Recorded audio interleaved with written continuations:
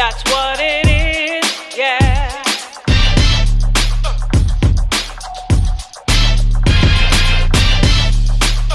That's what it is, yeah, yeah.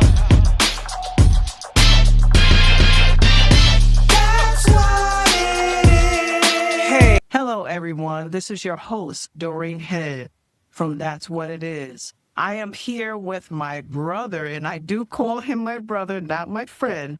He is my brother. I've known him for years, and I love how he interacts with the community. So without further ado, I'm going to introduce Apostle Jefferson. God bless you. God bless you. Thank you. So how was your day going so far? Wonderful. First of all, thank you for an opportunity. Thank you and my sister. I love you. Oh, thank you. Thank you. My day, great, spectacular, and wonderful. Okay, all right. Wonderful. So can you share with us what we were talking about like a week ago about what you're doing in the community? So I'm gonna let you have the forum. Okay. Thank you again. And I'll be right to the point. One thing I was sharing with this wonderful lady is how there's barriers to homeless people getting help. Now, I know I'm not naive. I work with the Seniors Ministry. Yes, there are people homeless and not. There's 9,000 things in front of them, and they grab them. I get it. Don't get me wrong, but there are good homeless people, and there's a lot of barriers that are real crazy. Right. And there's innocent homeless people that really want to, but they're wall sticker, they're Fort Knox. That's what we're here to talk about. Now, when you're saying walls that are thicker, can you give us a little like example? What barriers? Sure. First of all, it'll sound strange, but transportation. Two opportunities and jobs. Here's what I mean. One of the biggest barriers is that a lot of the shelters, not judging them, they don't supply transportation. Never reason. So then there's curfew. So some homeless people, like the rest of us, sometimes we're squeezed economically. And just like us, they need to get a nighttime job. Now, put yourself in the homeless person's shoes just for a minute. They get these jobs. Then there's a curfew. They'll be in before 10. They lose their sleep. February coming, we getting winter cold. So can you imagine you go to the homeless person and say, hey, there's a nighttime job. It's not that they're not taking your advice. If the bus gets them back past 1:10:01, they lose their bed. Wow. Now, is this like in a shelter or is in like their apartments where they live at? Can you clarify? Oh, sure. Most of it is shelter. Like a lot of them haven't been able to get apartments because there's a problem with landlord communication. So there's a lot of them still at the shelter. So in that tendency, when you say, and you're a good person, probably they're thinking, I want to get that job, but if the van makes me late, traffic, you get there 10:01, you don't get to sleep. It's February, the sun goes down in the dark. Right. Can you imagine sleeping on the bench? So when you see them walking around, you're thinking, because you don't know, I think about doing it. They're walking around with a card. It's because that's why. And then what happens to people don't understand, which I understand, you gotta get close, they're bottomizing it and say they didn't want it anyways. There's a lot of barriers. It's really hard for them. Wow. That's kind of tough because people don't really understand what the breakdown is for a homeless person as far as shelters are concerned. They're like, oh, well, they can apartment, they can do this, they can do that. But it's not as easy, guys, as you think it is. There's procedures and, how would I say it? Help me out here. Stuff that they have to do in order for them to be able to gain a shelter, even, just to get some sleep or just to get, some warmth or to get some food. It's a process. Yes, Can you tell us about that process? Oh, definitely. the process is tough because there's another issue here, which is going to tie, I'm not going to lose the target. Most jobs don't give them a job. Most employers don't because they don't accept the shelter as an address. So homeless people have a hard time getting response from the managers because they don't have an address, a mailing address. So let's blend it back in. Wow. So let's say a manager says, okay, you can work with me. And the barriers is I put it this way. There's no advocate to connect the communication between the homeless person and the shelters.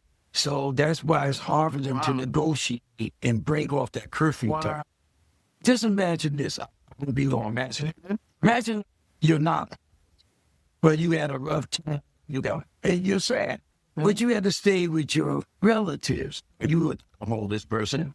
But they say, you know, man, you got to be in the house by 11 o'clock. Right. And I'm like, you ain't, cuz. Right. Now, the only job, because you know how jobs are, you can't just pick the job. You got to hope they offer it to you. Right. So it puts you in a position that if somebody do offer you a job that can pay enough for you to get 3 apartments, you're going to turn it down because if you come late, cuz it's not going to let you in. And because of that, you're sleeping on the bed. So that would make some say no. Come on. I don't want to go to the opportunity, and that's one of the biggest matters. Wow.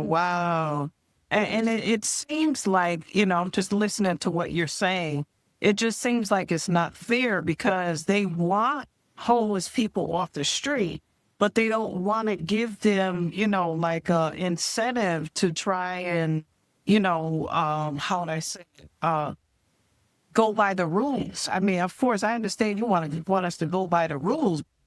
Come on, we need to make money in order for us to, I don't want to get ahead of myself, but, you know, they want us to go by the rules. So, you know, can you give us a little, you know, like leeway or something, you know? Exactly. See, exactly. Yeah. And the thing is that, I'm sorry. No, go ahead. I'm sorry. The thing is, here's the thing. Not all people in the system are bad. Good people that are really trying. But check it out. Right. If the homeless people get the help, then the bad ones lose their job. They can't get the help. What sense does it be if you tell them we want to get you? See, if you write an impressive, we want to help people, you get a grant that you don't have to pay back. Keep that in mind. You can't get those continuation grants and if the homeless people are cured. They keep a rope. You can't get a job. No mailing address. You get one. You got a curfew. It keeps the homeless there. You get the grants. Right. They get the cars. They get the mansions in Groton, Connecticut. Right. And nothing gets done. Wow. So now you said the grants. How are they able to get those grants? Because I know everything is always a process through the state of Connecticut or any state. There's always a process. So how do they get those grants in order to do what they have to do? Okay, good. They connect with a grant expert that teaches them how to write a clerical, beautiful grant that hypnotizes the grant reward people. Grant reward people don't send their researchers in tough neighborhoods, so they know how taking care of the grant money. So ensure that you can get a grant money if you write an impressive one. Anybody that knows how to study and research can write an impressive one. That's why you have this problem with people getting grants, and they're using it for a dope and gift. Because they wrote one that hypnotized, but they went and sent your researchers, their facilities look homeless. They try to even get homeless people. This is how they get the grants, and homeless people get neglected all the time by their chest. Wow. I mean, because like I was saying earlier, a lot of times if you're looking, you're on the outside looking to the system. That's fair. You know, I know I'm on the outside looking in because you just be like, oh, that ain't fair. But there's always a process. Yes, process. And that's one thing. Go ahead. No. Process. I just love you to assure it. See, that's the thing. If you're saying you're getting a grant, and you know some have a hard time adjusting to negotiating, right? It's up to the homeless people of the New Haven post office and hope that post office buys a bond that the employers can reach them My point is that I'm not trying to make all the people lazy. Why don't they go all the way and make sure they call their homeless? The 501c3s. Right. They won't do that because they don't want the problem solved. The guilty. I don't mean the good ones. The more they want their job. They're executive administrators. They can't lose their job. If we can call the post office, we ain't gonna call them. They get the job. We need more clients, more grant money, more. It's sad. Wow. Wow. So what, okay. So what are we actually, those of us that are on the outside looking in, what can we do to help? Thank you. Huh? Civil negotiation. I got a plan in my vision for whoever wants. We're going to teach the staff and the homeless people be civil negotiate. The only way we're going to combat this is to raise up homeless civil. Teach them to negotiate that deal. It's only the answer is prayer. Right. It really is. Got Right. teach them to negotiate. We're going to do that. That very Okay. negotiate their own. Wow. Okay. So now how are you going to do that? There like a time frame where you want to start that particular thing? I ask questions. Yeah. I have a plan about negotiating, and there's only one challenge: grant money, Okay. a donation, or time. The thing is, if we could just get them interested, because what with the sandwich, we just feeding them food. But with this, I want to combine food and education. But the only challenge is trying to get them encouraged to come to the class. Because here's the carrot that's hard to get out. Okay. Homeless people need something fast. Cities want homeless people off the street fast. Yeah. Understandable. The answer is slow teaching. So when you present a homeless ministry, they want to hear the program from you fast. But in order to beat this, it's going to be by step. Okay. That's the Process, y'all. process. Everything is a process. So from what you're saying is they have to be taught how to live. They have to be taught how to negotiate grants that actually help them, their process becoming unhoused. I mean, not housed, not unhoused, Yeah. housed. Come on. Okay. Come on. And then you're actually going to devise a program where you have already had it? But we're in the works. You're in the process of doing that. Yes. Okay, this is wonderful. Because, but before I say that, but as far as them being housed now, you're going to do training, and that's going to help them be able to do these things. Yes. Yes. Wow, that's wonderful. I'm loving that. I haven't seen anybody yet that, well, in my circle, I haven't seen anybody that wanted to do something like this to teach them how to, have a checking account, how to cook, how to claim, how to be responsible for, bills and everything else, so that they can be, regular citizens and not unhoused anymore, so that we can cure this homeless problem. Because it is everyone is, what's the word? Everyone deserves to have, somewhere to stay, and be able to cook their own food and take showers and go to sleep and all the things that, a person is supposed to be able to do. Yeah. I love this. Definitely. I love this. Yeah. But, well, we're not going to tire your patience, but it was so wonderful for you to stop by and talk to me, concerning, what, you're doing in the community. And I really appreciate, the time that, you're investing in me. You guys have to, well,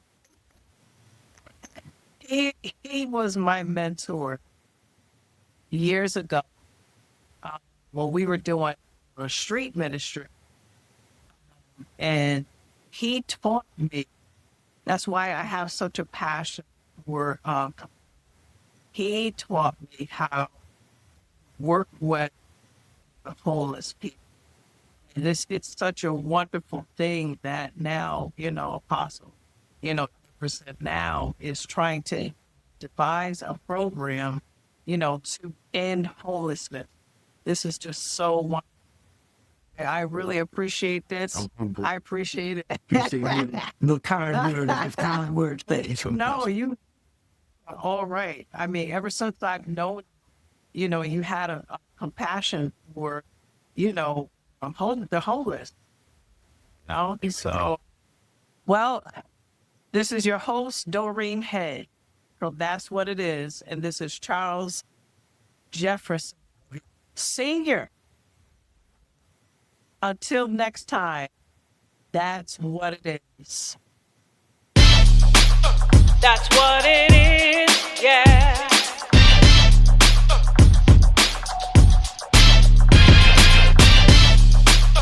That's what it is, yeah, yeah. That's what it is. Hey, why don't you come on over here and incline your ear? Come sit down with me for a minute. That's what it is. Let me tell you what I see. God is good and God is kind. That's what it is. Let me tell you what I heard. He makes a way out of no way. That's what it is. Yeah, let me tell you what it's all about. Christ said to love ye one another as I love the church.